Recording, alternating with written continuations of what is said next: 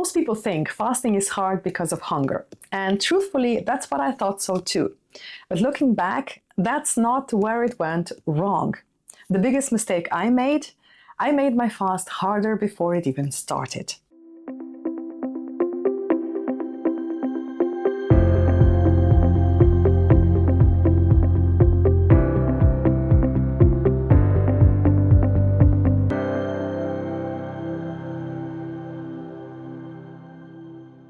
Now, when I was preparing for my first 21-day fast, I thought I needed discipline, structure, rules. I was tracking everything. When I started eating, what I ate, what I couldn't eat, when to stop, do I have enough fiber and protein in my diet? But the more I added to the list, the more overwhelmed it felt. The real problem wasn't food. Well, not in that sense anyway. I knew I should cut back on the processed foods that weren't nourishing my body. But looking back now, that was not the main problem. That was something I should have focused on after I finished my fast, to turn my meals into something my body could actually use. But what I should have focused on before I started fasting was starting a fast with a life that was less noisy. And when I say noise, I mean the clutter that was taking up space in my brain, when it should be focusing on quieting down and looking inward. Now, the unfinished tasks at home. I'm talking about the unfinished tasks at home and at work. Stress that was eating me from the inside out, and the constant decisions that didn't move the needle where it mattered, my health and my fast. All of that doesn't go away when you stop eating. In fact, it gets louder. A couple of years of making the same mistake over and over again, getting nowhere, I finally changed my approach. I stopped trying to be perfect with my food. By now, I know myself and I know that I do not react well to stress. Because what do I mean by that? When I am at a particularly stressful period in my life, I compensate with food. And not good food, the kind that would lessen the sugar cravings. What I stuff myself with is ultra-processed sweets. This is how my body is wired. So by now I know it's pointless to lose too much sleep over it when I'm planning to fast. Because I know that fasting has always done and probably always will fix the sugar addiction. So what I started to do instead was make my life simpler. Less clutter, less noise, and fewer decisions. How does that look in real life? The thing that has the biggest impact on my fast and on how I'm coping without solid food in my body is my work and its schedule.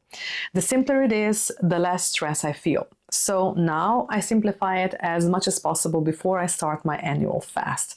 That means no important meetings, no business trips, and no deadlines on important projects. If there are, I postpone my fast until things clear up.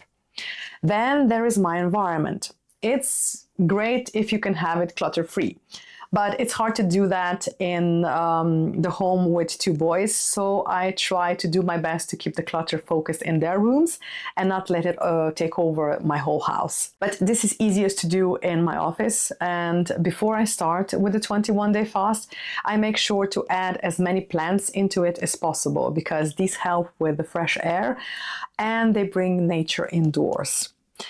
And then there is the stress. I fasted under stress before, and the results weren't pretty. I was in and out of the doctor's office several times during those 21 days, and each time it was for a different reason. Stress is bad enough on its own, but adding to it by not eating is a sure recipe for disaster, as I found out. So now, if I notice the signs like burning sensation on my skin, especially my face and my scalp, and if I'm stuffing myself with sweets in the afternoon or in the evening, if I'm being anxious, and if I'm not being able to sleep, I don't fast. It doesn't matter how much I would like to. Priority must always be to deal with the stress first. And there is one more thing to keep in mind when thinking about fasting, and that's the mental challenge that accompanies every fast before it even begins. And truthfully, something that I fall into every single year. It begins with a feeling of exhilaration. You feel ready. You just want to start, and you keep looking at the calendar, thinking there's 3 more days until day 1. And you could hardly and you can hardly control yourself not to start tomorrow. But the next moment, or in my case, the next day, the doubt starts creeping in.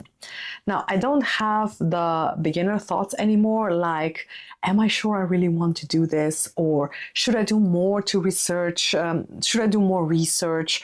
Or should I talk to a little bit more people before I start? No, my thoughts all circle around the fast itself. So is everything ready? Am I really not stressed?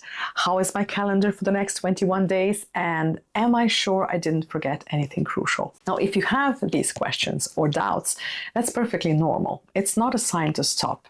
It's a sign you are realizing your life will be a little bit different for a while.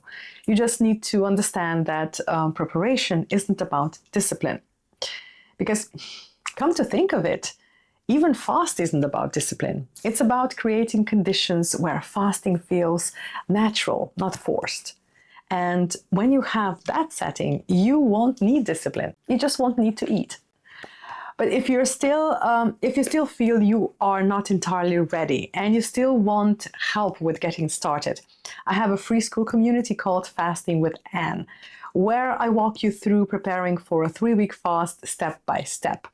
There is a full course, plus you will get support from people inside the community who will be doing it with you.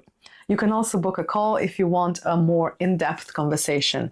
My contacts are in the description. What I hope you take from this video is that the biggest mistake is thinking your only problem will be hunger and cravings. But you neglect the far more crucial element and start a fast with a life that isn't ready for it. When you fix that, everything else that follows will become much, much easier.